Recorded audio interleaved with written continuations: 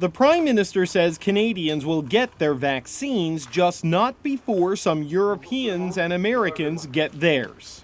Canada no longer has any domestic production capacity for vaccines. So Canada had to go vaccine shopping. The government says it's near the front of the queue, but behind the countries that have developed and will manufacture the vaccines.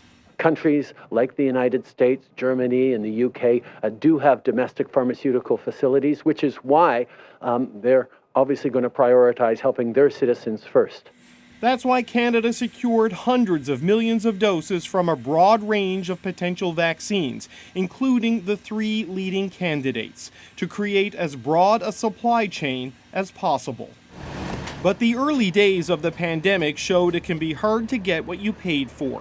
We had 3 million masks that were stopped by U.S. officials. As the U.S. and other countries put export restrictions on PPE, threatening critical supply chains.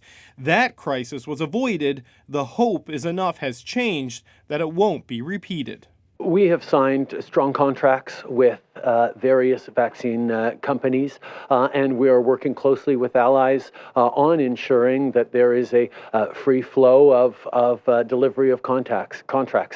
Until then, government is buying freezers for transportation and storage and everything they need to stick needles in arms. We have already received enough deliveries of syringes and needles to administer 24 million doses of vaccines. Vaccine rollout is expected to happen early next year, weeks, maybe months after the U.S. and the U.K. plan to start. A home field advantage that comes from developing the most coveted drugs on Earth. David Cochran, CBC News, Ottawa.